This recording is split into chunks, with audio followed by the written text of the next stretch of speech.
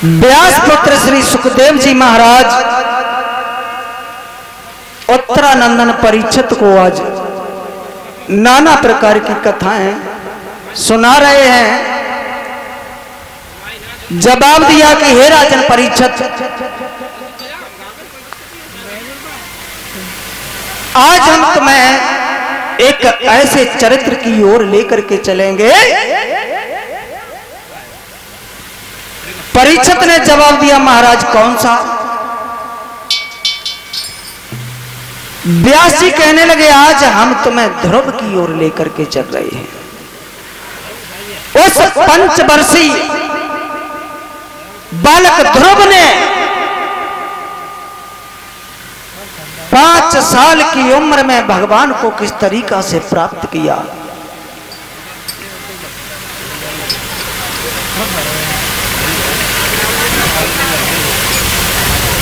आज व्यास पुत्र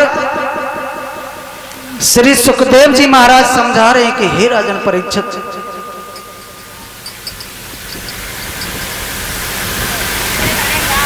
ब्रह्मा जी के जो पुत्र पैदा हुए थे,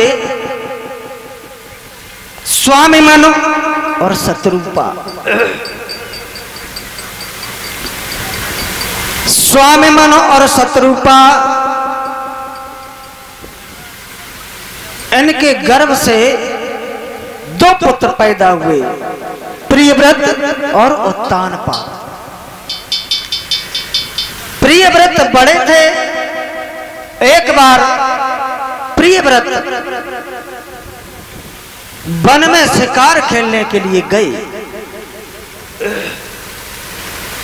शिकार खेलते खेलते महाराज प्रियव्रत ने क्या देखा, एक हिरन भागता हुआ जा रहा है।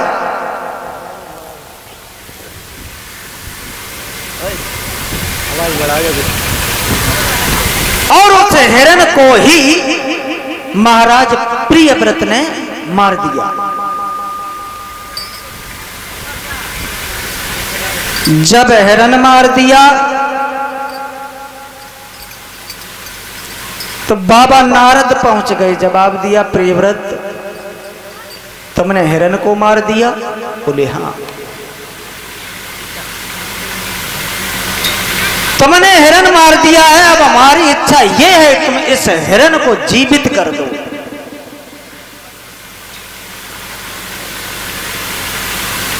प्रियव्रत कहने लगे, महाराज हम मार तो सकते हैं लेकिन जीवित नहीं कर सकते हैं। जवाब दिया देवर्षि नारद ने, अगर तुम इसे मार सकते हो तो इसे जीवित भी करोगे। अगर तुम्हें मारने का अधिकार है तो जीवित करने का भी अधिकार होना चाहिए। उसी दिन बाबा नारद के उपदेश के अनुसार महाराज प्रियव्रत वन में भजन करने के लिए चले गए और उत्तानपाद वहां के राजा बने। महाराज उत्तानपाद कहां के राजा थे? बहुत से कथावाचक कहते हैं कि अयोध्या के, लेकिन उत्तानपाद अयोध्या के राजा नहीं हुए। ये ब्रह्माव्रत बिठूर के राजा थे।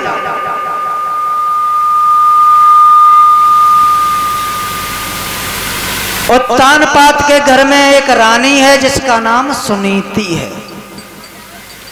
सुधन नीति, जिसके अच्छे आचार विचार हो वही सुनीति कहलाती है। रानी सुनीति बहुत बड़ी पतिव्रता थी।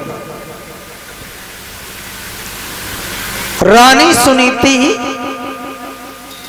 बहुत बड़ी तपस्या में लीन थी, हमेशा अपने पति की सेवा किया करती थी। पति की सेवा में 8 पैर और अपना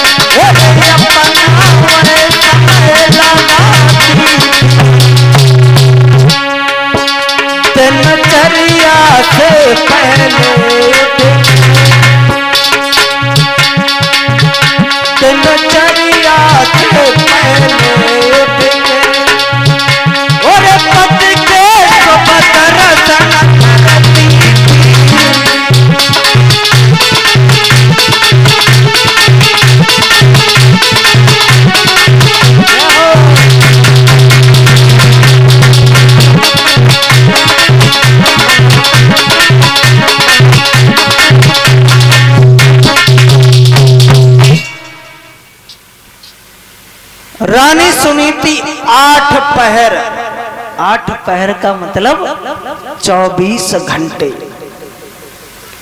अपने पति की सेवा में हमेशा बनी रहती थी।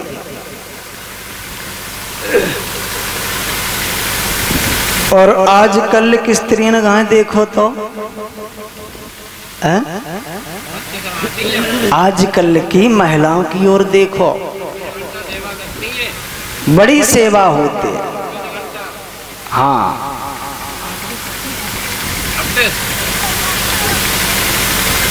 पतिव्रता कौन कहलाती हैं?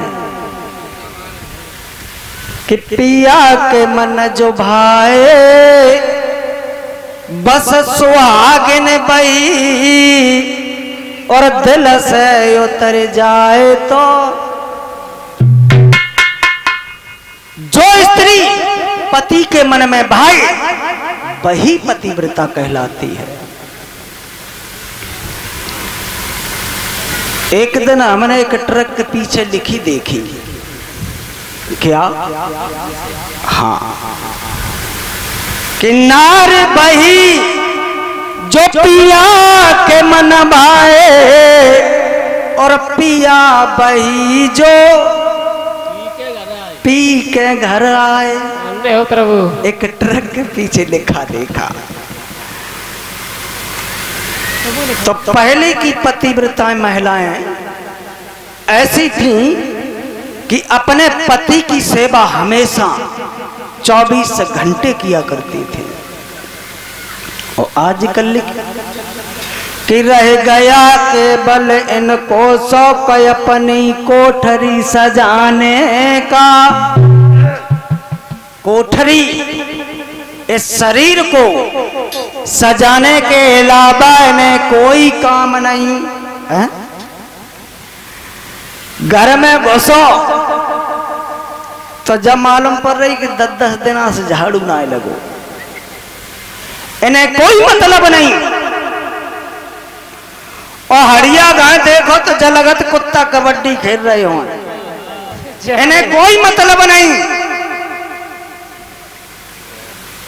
और आंगन में देखो तो जलगत दार शैली वही रखी है। और बच्चन गाय देखो तो जब मालूम पत्त की मोमबत्ती की फैक्ट्री यहीं खुली है, चाहिए तो ले भैया। और अम्मा गाय देखो तो जलगत की फिल्म की श्रीदेवी यहीं शूटिंग कर रही। ये दशा है। वैसे मैं बुराई नहीं करता, यहाँ की सभी माताएं बहनें बड़ी अच्छी हैं, बड़े अच्छे आचार विचार हैं सभी के।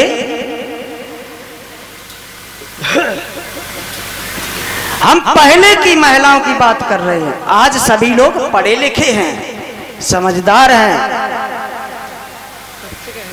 पहले की महिलाएं कि रह गया केवल इनको शौक अपनी कोठरी सजाने का, श्रृंगार चित्र बनाने का और फिल्मी गाना गाने का। बस इसके अलावा इन्हें किसी बात की कोई चिंता नहीं है। रानी सुनीति पतिव्रता स्त्री थी।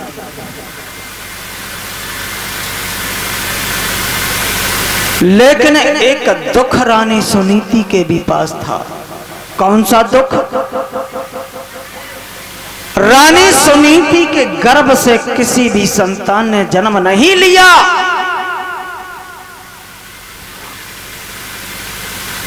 और वैसे हमने तो यहां तक देखा है, आजकल सुखी तो कोई है ही नहीं। हर आदमी किसी न किसी बात से दुखी है, परेशान है। हर आदमी को कोई ना कोई दुख है, परेशानी है।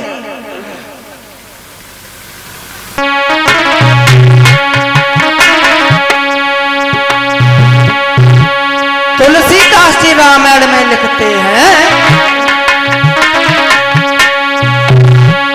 अरे दीन कहे बाबा तुलसीदास कह रहे हैं,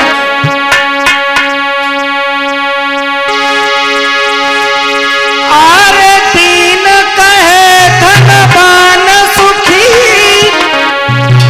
और धनवान कहे सुख राजा को भारी, पर राजा कहे महाराजा सुखी, पर राजा कहे महाराजा सुखी, महाराजा कहे सुख इंद्र कुमारी।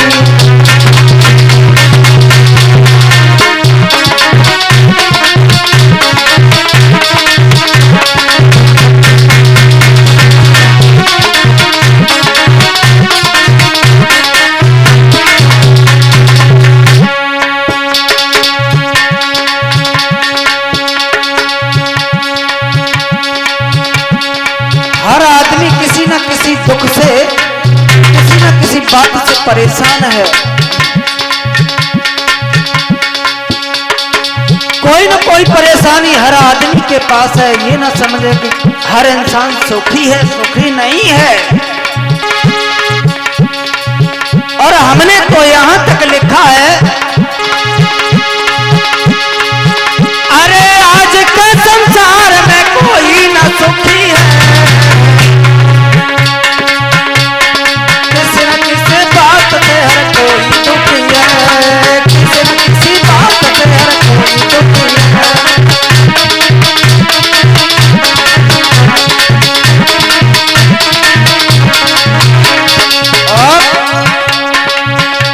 कोई दुखी संतान को कोई संतान से हो, कोई दुखी अपमान से कोई सम्मान से, सब दुख सहना होता बड़ा दुख शरीर का, और भोगता है प्राणी फले फले तकदीर का।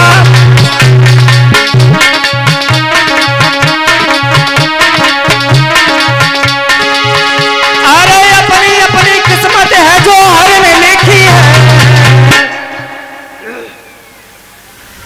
मगर किसी न किसी बात से हर कोई दुखी है, किसी बात से हर कोई दुखी है।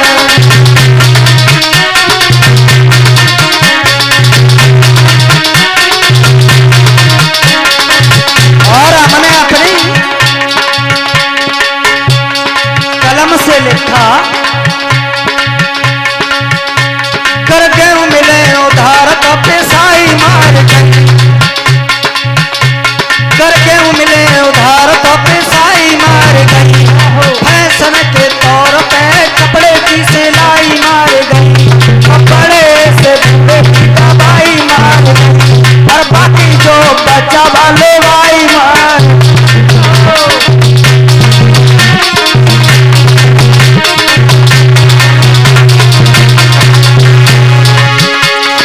अपनी अपनी किस्मत है जो हर ने लिखी है कि सब, अरे किसी न किसी बात से हर कोई दुखी है, किसी न किसी बात से हर कोई दुखी है।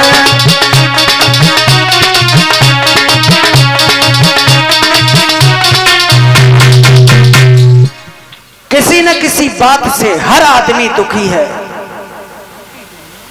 दुनिया में सुखी कोई नहीं है। रानी सुनीति के पास एक दुख था। कौन सा दुख? रानी के गर्भ से किसी भी संतान ने जन्म नहीं लिया, इसी बात का दुख है। एक दिन रानी सुनीति अपने आंगन में बैठी रोने लगी।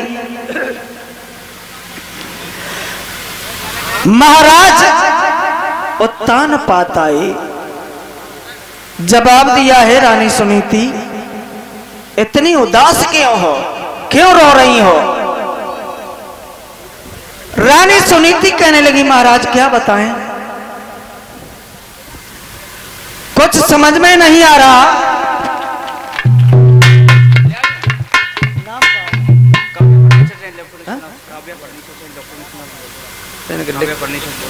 लिख के दे दे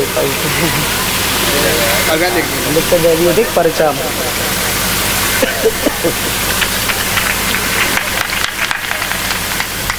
और इसी बीच 251 मुद्राओं का हार काव्या फर्नीचर इलेक्ट्रॉनिक हाउस, कहाँ के भैया? इसी गांव के रहने वाले हैं ये भैया। 251 रुपए की मुद्राओं से एक हार भेंट करते हुए हमारा सम्मान कर रहे हैं, भगवान से कामना करते हैं ऐसे भाइयों को हमेशा रोजी रोजगार में आगे को बढ़ाए रखें, ताकि इनके हाथ धर्म के क्षेत्र में यूं ही आगे को बढ़ते रहें, ऐसी गोविंद की आशा और आकांक्षा है। और हमारे समस्त स्टाफ को 10-10 रुपए से सम्मान दिया भैया ने। भगवान से निवेदन करते हैं इनके आंगन में खुशियां हमेशा फूलों की तरीका से हमेशा फलती और फूलती रहें, ऐसी गोविंद की आशा और आकांक्षा है। बोलिए वृंदावन बिहारी लाल की।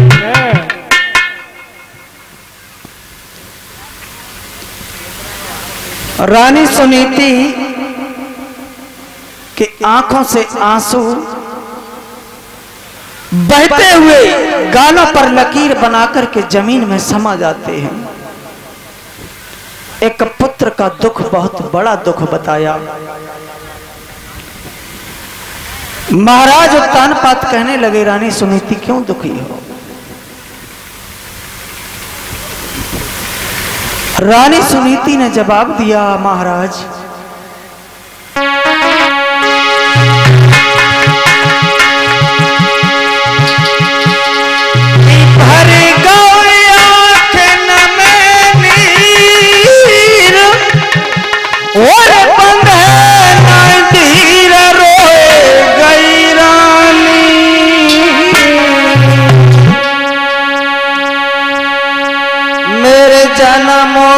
संतान सैया बहुत बड़ी बदना।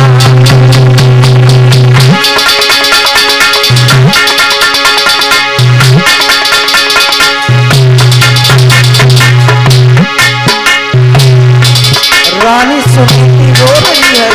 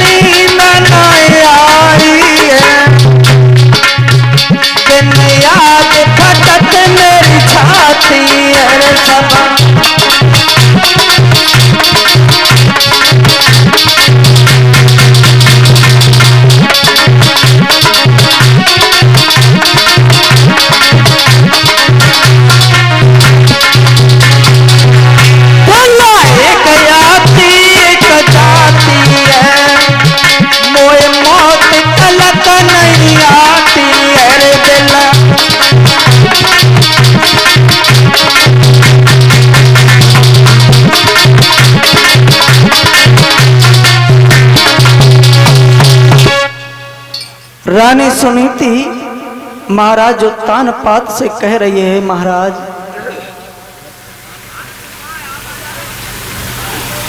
आज तक मैंने तुमसे कोई भी बात नहीं कही। दुख है केवल एक ही बात का कि हमारी कोख से किसी संतान ने जन्म नहीं लिया। महाराज उत्तानपाद कहने लगे, देखो रानी, इसमें उदास होने की क्या बात है। सुनीति कहने लगी, महाराज आप उदास होने की बात कह रहे हो। जवाब दिया रानी सुनीति ने, महाराज उत्तानपाद आप अपना दूसरा विवाह कर लें। उत्तानपाद खड़े के खड़े रह गए।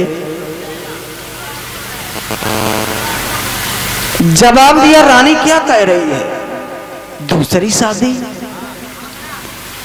अरे तुझे नहीं मालूम, अगर हम दूसरा विवाह करेंगे तो तेरे लिए एक सौते आ जाएगी।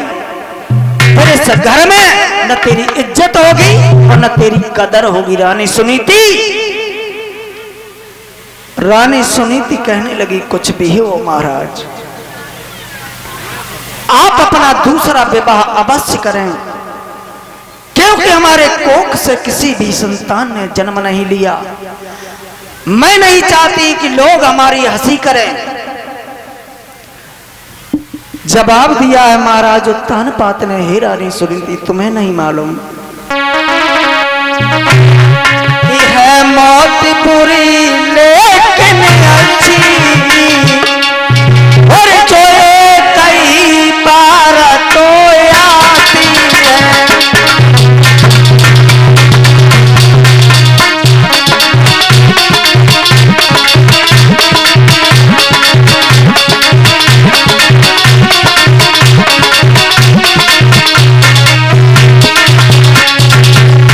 जवाब दिया महाराज उत्तानपाद ने, रानी सुनीति